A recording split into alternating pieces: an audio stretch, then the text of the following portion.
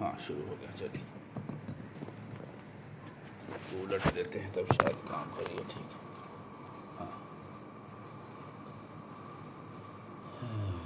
चलिए हम बात कर रहे थे ह्यूमनिस्टिक साइकोलॉजी की।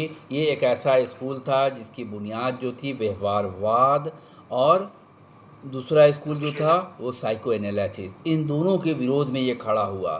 ठीक है, इसमें दो साइकोलॉजिस्ट का नाम बहुत इंपॉर्टेंट है, एक मैस्लो का, अब्राहम मैस्लो का, और दूसरा कार्ल रोजर्स का। अब्राहम मैस्लो, ठीक है, जो कि फादर ऑफ ह्यूमनिस्टिक साइकोलॉजी जाने जाते हैं। इनका जन्म 1908 ईस्वी में हुआ था और इनकी मृत्यु 1970 में हुई थी।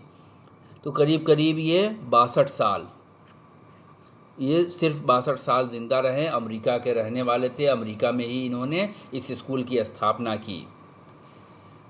इन्होंने पर्सनालिटी का एक सिद्धांत भी दिया जिसको humanistic approach related to personality के नाम से जाना जाता है।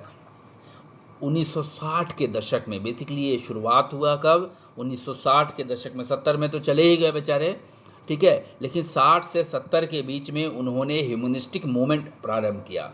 एक ऐसा मूवमेंट, एक ऐसा आंदोलन। आंदोलन कितने हैं आप लोग को पता है?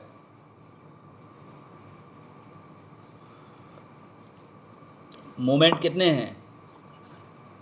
कौन कौन सा मूवमेंट शुरू हुआ था? मेंटल हेल्थ मूवमेंट याद है? और कौन सा मूवमेंट शुरू हुआ था?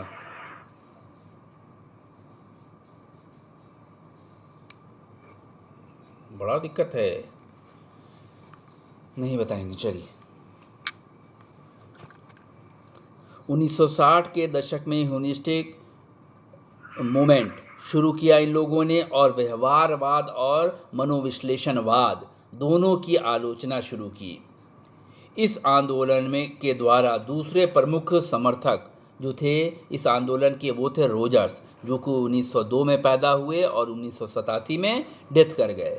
तो मैस्लो के बाद ये पहले पैदा हुए थे और मैस्लो के बाद ये मरे थे, यानी लाइफ स्पैन इनका करीब करीब 85 साल था। ये 85 साल रहे और वो 62 साल रहे। तो रोजर्स जो थे उन्होंने इस आंदोलन को समर्थन दिया। अब बात करें कि मैस्लो ने व्यक्तित्व के यूनिकनेस, वैल्यूज़, पर्सनल ग्रोथ या पर्सनल ग्रोथ और सेल्फ डायरेक्शन के क्षमता पर बल डाला। ये चार चीज़ें थी जो मैस्लो ने जिस पर बल डाला। उनका मानना था कि यूनिकनेस, हर आदमी यूनिक है, अनोखापन है उसमें एक दूसरे से, हर आदमी में वैल्यूज़ अलग हैं, पर्सनल ग्रोथ उनका उनके हिसाब से होता है, और सेल्फ डायरेक्शन, वो अपने को किस तरह से डायरेक्शन देता है, ठीक है। और इस डायरेक्शन देने में पर्सनल है सर, एक और था क्या सर, इनर पोटेंशियल, वो इसकी बात की थी क्या? पर्सनल ग्रोथ के अंदर आएगा, ठीक है। तो व्यक्ति के यूनिकनेस, वैल्यूज़, पर्सनल ग्रोथ और सेल्फ डायरेक्शन की क्षमता पर बल डाला। मैस्लो का मानना था कि इन तरह की चीज़ें जो हैं व्यक्ति के अंदर होती हैं, ठीक है, ताकि वो अपने आप को डायरेक्शन दे सके, वो अपने आप का ग्रोथ विकसित कर सके, वैल्यूज़ अपने आप बना सके, और वो यूनिक हो, दूसरे से डिफ़र हो। उनके अनुसार प्राणी का विकास उनके भीतर के से संगठित होता है, यानी जो हम आदमी है, जो उसका डेवलपमेंट है, वो उसका इनर पोटेंशियल है, आंतरिक क्षमता जो है, ठीक है, वो संगठित होता है, उससे वो ऑर्गेनाइज होता है। आंतरिक कारकों की तुलना में बाहरी फैक्टर जो हैं, ठीक है, और आनुवांशिक फैक्टर यानी हेरिडिटल फैक्टर, पास्ट एक्सपीरियंस, और जो बाहरी फैक्टर है वो नगण्य के बराबर है। यानी अगर हम अंदर से ठीक हैं तो बाहर का कोई भी चीज़ हमको क्या करता है? हिला नहीं सकता है, हमारी क्षमता को मार नहीं सकता है। तो इनर पोटेंशियल का मतलब है कि एडवर्स सिचुएशन में भी, सिचुएशन चाहे कितना भी विपरीत हो, व्यक्ति सक्सेस हो जाता है। क्यों होता है? क्योंकि वो अपने इंटरनल पोटेंशियल को पहचान कर पाता है, वो अपने को डायरेक्शन दे पाता है, वो अपने पर्सनल ग्रोथ को विकसित कर पाता है, और वो समझ पाता है कि ही इज़ यूनिक, उसकी कुछ वैल्यू है, ठीक है, उस वैल्यू को वो समझता है। तो इतनी चीज़ें जब वो अपने आप के अंदर समझ पा रहा है तो वो अपने को डिस्टिंक्ट कर लेता है दूसरे लोगों से। इसीलिए कहा गया है कि व्यक्ति जो है, ठीक है, इंटरनल ऑर्गेनाइजेशन से या इंटरनल एबिलिटी से ज़्यादा प्रभावित होता है बनिस्बत की बाहरी चीज़ों से। क्लियर है ये? उनका मानना था कि पास्ट एक्सपीरियंस, हेरिडिटी और बाहरी फैक्टर जो है ये बहुत कम प्रभावित कर पाते हैं व्यक्ति को, अगर व्यक्ति अपने इनर पोटेंशियल को पहचानता है, अपने पर्सनल ग्रोथ को डायरेक्शन दे पाता है, अपने वैल्यूज़ को समझता है, ठीक है, तो वहाँ पर वो व्यक्ति अपने आप को दूसरों से अलग कर लेगा। और अलग करने का मतलब आइसोलेट करना नहीं, बल्कि डिस्टिंक्ट करना, अपने को दूसरे से बेहतर प्रूव कर लेता है। इसीलिए एडवर्स सिचुएशन होने के बावजूद भी ऐसे लोग सक्सेसफुल होते हैं, कामयाब हो जाते हैं, चाहे परिस्थिति कितनी भी विषम हो। बहुत सारे आप देखिएगा कि बहुत सारे लोगों की जीवनी पढ़िएगा तो उनके एडवर्स सिचुएशन होने के बावजूद भी वो सक्सेसफुल रहे हैं। ठीक है, क्यों रहे हैं? क्योंकि उन्होंने अपनी शक्ति को पहचाना, इनर पोटेंशियल को पहचान लिया। मैस्लो के पर्सनालिटी थ्योरी को होलिस्टिक डायनेमिक थ्योरी के अंतर्गत रखा गया है। ठीक है, इनकी थ्योरी का नाम है मोटिवेशनल थ्योरी ऑफ पर्सनालिटी। ये बताने की ज़रूरत है, motivational personality theory of personality सबको याद होगा। सर थोड़ा सा एक्सप्लेन कर दीजिए, थोड़ा और फ्रेश हो जाएगा। हाँ, मोटिवेशन वो करेंगे, लेकिन इस पर एक बार चर्चा हो चुकी है। 5 स्टेज हम बताएंगे और कुछ स्टेजेस बीच में थे जिस पर चर्चा हुई थी। कितने लोग को याद है? 5 तो स्टेज हम बता देते हैं पर्सनालिटी का। मोटिवेशन थ्योरी में सबसे पहला था फिजियोलॉजी, 5 नीड की चर्चा की गई थी। ठीक है, सबसे पहला बायोलॉजिकल नीड या फिजियोलॉजिकल नीड की व्याख्या की गई। ठीक है, इस फिजियोलॉजिकल नीड में बताया गया कि व्यक्ति की कुछ नीडें जो होती हैं वो प्रबल होती हैं। ठीक है, और ये बेसिक नीड है। ठीक है, इसके पूर्ति के बगैर व्यक्ति का काम नहीं चलता है। इसमें हंगर, सेक्स, थर्स्ट, प्यास को रखा गया। इसके बाद सेफ्टी एंड सिक्योरिटी नीड को रखा गया कि व्यक्ति फिजियोलॉजिकल नीड को पूरा करने के बाद सेफ्टी और सिक्योरिटी की तरफ बढ़ता है। वो अपने को सेफ करना चाहता है, ठीक है, और सिक्योर करना चाहता है। ये भी लोअर नीड में आता है। तीसरा लेवल जो था वो तीसरा लेवल हिरार्ची का, ठीक है, वो था लव एंड बिलोंगिंगनेस नीड। जब व्यक्ति को सेफ्टी और सिक्योरिटी नीड उसका पूरा हो जाता है तो व्यक्ति लव और बिलोंगिंगनेस खोजता है। वो एक समुदाय में रहने की कोशिश करता है, लोगों से प्यार पाने की कोशिश करता है। ये तीनों जो है वो लोअर नीड है। इसके बाद 2 अपर नीड की बात की गई है। अपर नीड में बताया गया स्टीम नीड और सेल्फ एक्चुअलाइजेशन। ठीक है, स्टीम नीड क्या है? स्टीम नीड में बताया गया कि व्यक्ति सम्मान पाने और सम्मान देने की आवश्यकता देखी जाती है। व्यक्ति चाहता है कि वो अपने को कितना रिस्पेक्ट दे रहा है, अपने को कितना इज्जत दे रहा है और समाज उसको कितना इज्जत दे रहा है। यानी सेल्फ स्टीम की बात में 2 तरह की स्टीम की बात है कि व्यक्ति खुद को कितनी इज्जत देता है और समाज, सोसाइटी उसको कितनी इज्जत देती है। तो इसमें बताया गया है कि अगर व्यक्ति खुद को अगर इज्जत नहीं देता है तो समाज भी उसको कोई इज्जत नहीं देता है, कोई स्टीम नहीं देता है। ठीक है, मैस्लो के इस हिरार्ची में ये बताया गया कि ये क्रमिक है, 1 by 1 आता है। लेकिन डेली लाइफ में हम लोग देखते हैं कि फिजियोलॉजिकल नीड के बाद सीधे व्यक्ति स्टीम नीड पर चला जाता है। बीच के 2 नीड को वो फलांग मार जाता है। ठीक है, तो ये कहना कि मैस्लो के का जो हिरार्ची थ्योरी है, ठीक है, इसमें सीक्वेंस अब नहीं देखा जाता है। मैस्लो का मानना था कि सीक्वेंस है, लेकिन सीक्वेंस नहीं है। और सेल्फ एक्चुअलाइजेशन क्या है? सेल्फ एक्चुअलाइजेशन उस परिस्थिति को कहते हैं जब व्यक्ति अपने इनर पोटेंशियल की पहचान कर पाता है कि उसकी क्षमता क्या है। ठीक है, जिस दिन व्यक्ति को यह पता चल गया कि उसमें ये क्षमता है, ठीक है, उसने अपने क्षमता को पहचान लिया, तो उसमें सेल्फ एक्चुअलाइजेशन विकसित हो जाता है। ठीक है, तो स्टीम और सेल्फ एक्चुअलाइजेशन अपर नीड में है। इसके अलावा कुछ नीड्स की चर्चा की गई थी, कौन बताएगा? स्टीम नीड में 2 था। कॉग्निटिव और एस्थेटिक। यस, और कॉग्निटिव, सेल्फ एक्चुअलाइजेशन में भी ट्रांसेंडेंस था और एस्थेटिक। एक मिनट, न्यूरोटिक नीड था। एक minute. Transcendence. Steam transcendence steam सबसे नीड के ऊपर अंदर था। 2 नीड, कॉग्निटिव और स्टीम एस्थेटिक। में जो था जी, और सेल्फ एक्चुअलाइजेशन में था ट्रांसेंडेंस। सेल्फ एक्चुअलाइजेशन में, वो सेल्फ एक्चुअलाइजेशन से ऊपर ऊपर आता है वो।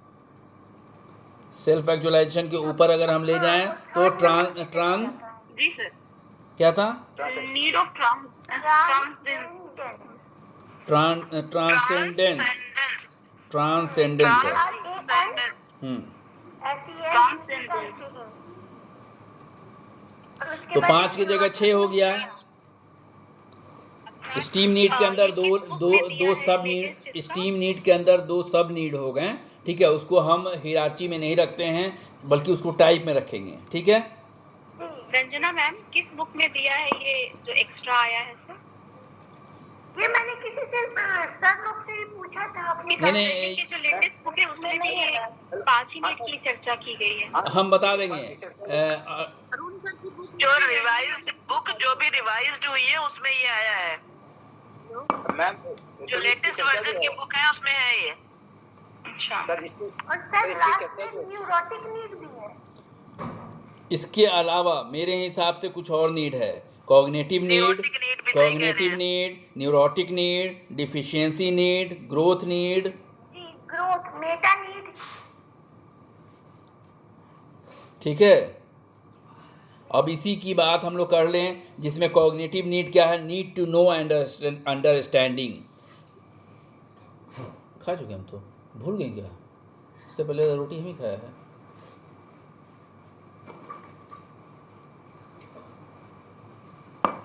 कॉग्निटिव नीड में बात की गई है need to know and understand, समझने की आवश्यकता और जानने की आवश्यकता। ठीक है, न्यूरोटिक नीड में बताया गया है कि डिसऑर्डर, डिस्टोरेशन नीड। ठीक है, जिस तरह की बीमारी की कुछ चीज़ें हैं डिस्टोरेटेड है। इसके बाद डिफिशियंसी नीड को डी मोटिव के नाम से भी कहा गया है, जिसमें असुरक्षा,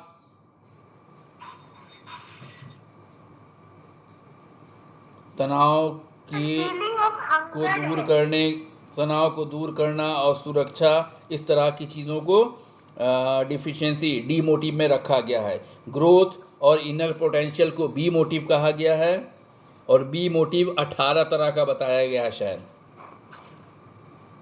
सर मेटा नीड्स 18 तरीके का। अच्छा, मेटा नीड है 18 तरह का।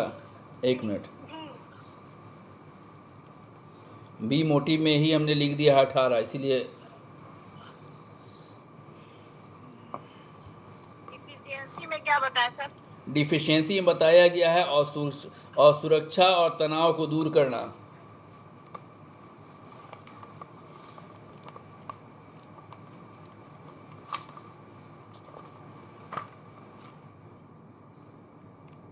सर एस्थेटिक में ब्यूटी है, एक्सटर्नल और एस्थेटिक का मतलब ही सौंदर्य होता है।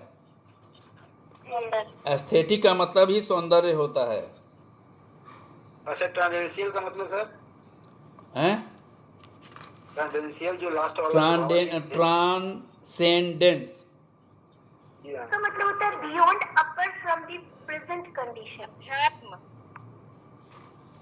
नॉर्मल सिचुएशन से ऊपर जाना।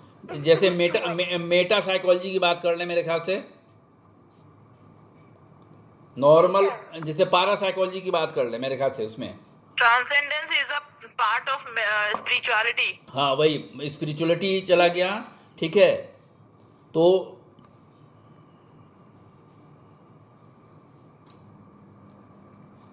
अलौकिक,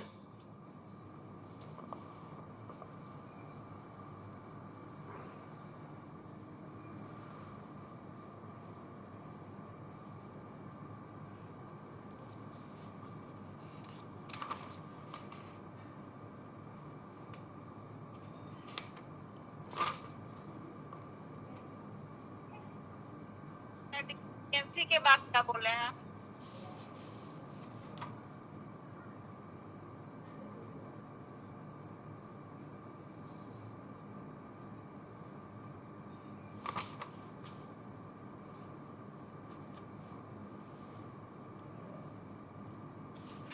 एक्चुअली इस बुक में तो है नहीं, जो ऐड हुआ है ट्रांसेंडेंस देख लेंगे हम लोग, और एक हम लोग का वो था कॉग्निटिव और एस्थेनिक।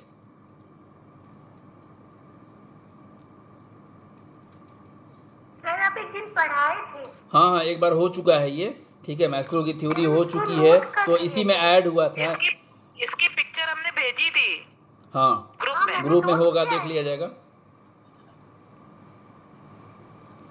मैम एक बार फिर से भेज दीजिएगा ना। देखते हैं, मैंने इंटरनेट से ही देखी थी, वहीं से भेजी थी। सर यूट्यूब पे भी है सर, बुक में नहीं मिला, यूट्यूब पे मिला सर। कहाँ मिला? यूट्यूब पे है सर। यूट्यूब पे है ना? सर ये जो बाबा शिव ध्यान है लास्ट वाला, और एस्थेटिक जो है आचार्य महाप्रज्ञ का दिया हुआ है। हैं? आचार्य महाप्रज्ञ थे, जैन मुनि थे।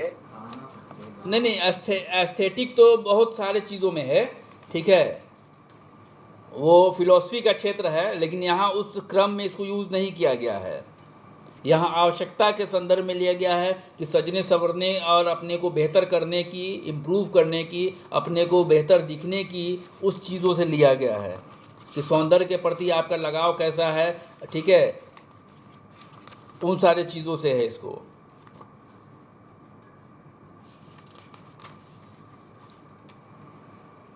सर मास्लो की ये हायरार्की जो थ्योरी ऑफ मोटिवेशन है, जिसकी चर्चा अभी आप कर रहे हैं, तो उसको सर पाँच में उसको डिवाइड करेंगे या 8 में करेंगे सर?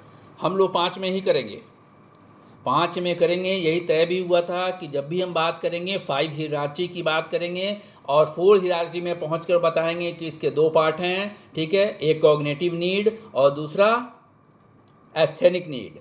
और फिर जब सेल्फ एक्चुअलाइजेशन की 5वें की बात करेंगे तो बताएंगे कि इसमें एक अपर और जोड़ा गया है जिसको ट्रांसेंडेंस बोला गया है, ठीक है। सबसे पहले जब अगर हम मैस्लो की बात करेंगे तो मैस्लो की जो बेसिक कॉन्सेप्ट था उसको हम 5 ही बताएंगे। हाँ, वही बता रहे हैं। मैस्लो ने जो कॉन्सेप्ट दिया था वो 5 उसमें डिवाइड किया था या कैटेगराइज किया था, लेकिन अब उसमें रिवीजन हुआ है और उसमें ये चीजें ऐड हुई हैं।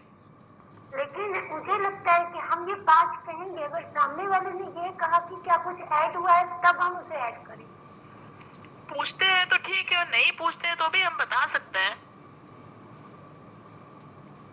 बता सकते हैं, लेकिन उस टर्म की पूरी जानकारी होनी चाहिए।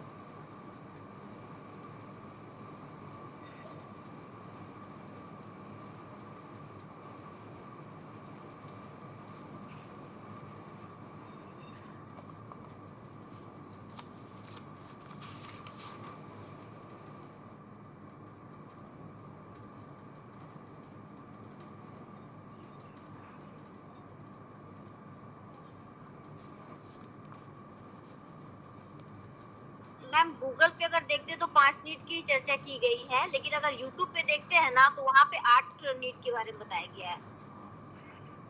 मैम गूगल में भी 8 नीड है। 8 अभी तो खोल के देख रहे हैं मैम। अच्छा, पूरा से हम देखे नहीं पूरी तरीके से, लेकिन यूट्यूब पे देखिए ना, गूगल में भी तो बहुत सारी चीजें होती है। आप ऐसी चीज देखिए जिसका रेफरेंस अवेलेबल हो। बाकी सर ने जो बताया कॉग्निटिव न्यूरोटिक, ये बुक में मिला है।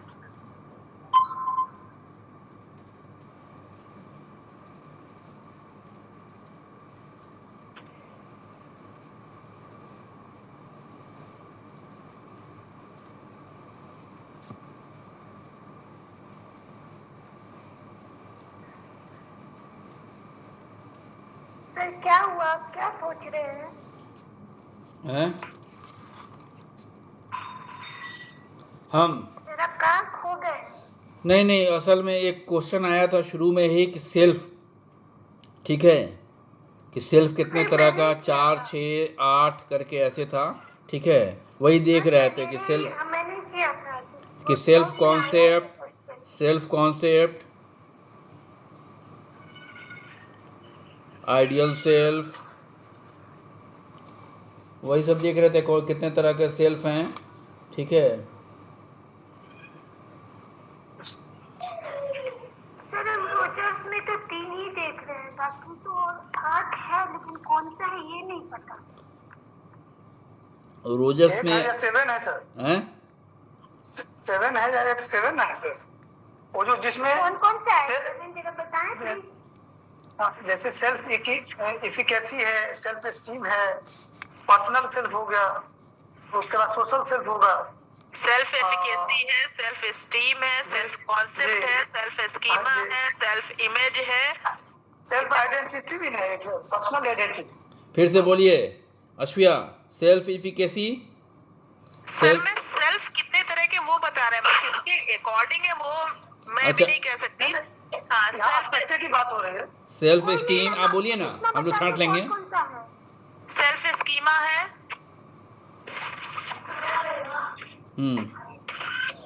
सेल्फ एफिकेसी है, हाँ ठीक। सेल्फ एस्टीम है, हाँ सेल्फ इमेज है, सेल्फ कॉन्सेप्ट है।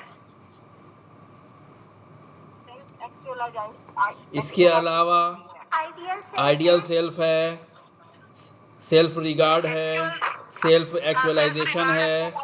लेकिन सर आइडियल सेल्फ और एक्चुअल सेल्फ ये तो पार्ट में आ जाता है। अब देखते हैं असल में उसमें काउंटिंग का चक्कर है। किसी बुक में देखेंगे तो फिर बताएंगे इसको सही ये कितने तरह के सेल्फ हैं।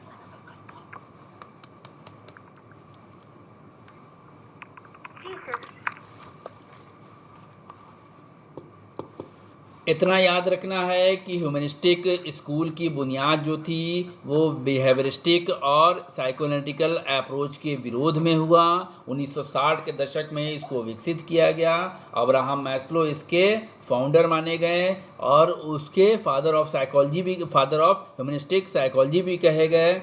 ठीक है, इनका जो मानना था वो ये था कि हर आदमी में इतनी पोटेंशियल होती है, इतनी इनर पोटेंशियल होती है कि वो अपना पर्सनल ग्रोथ खुद कर सके, अपने को सेल्फ डायरेक्शन दे सके, अपने वैल्यूज़ को इम्प्रूव कर सके और वो यूनिकनेस को दर्शा सके।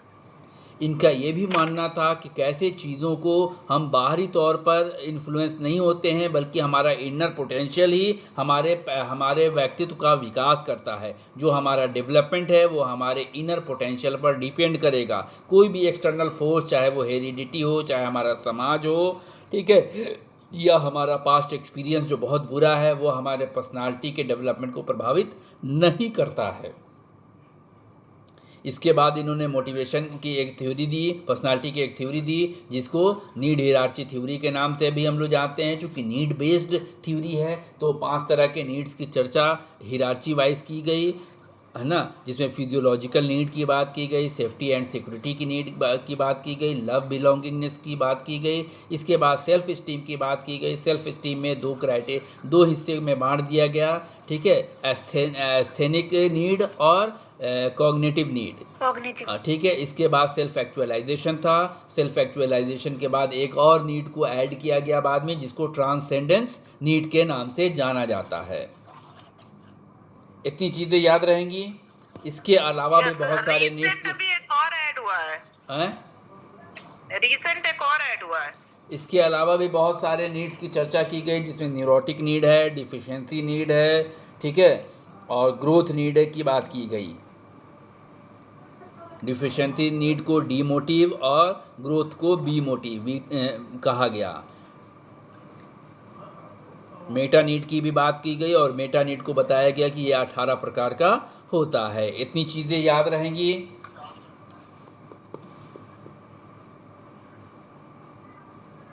यस सर, लेकिन सर मेटा नीड में क्या क्या 18 प्रकार है?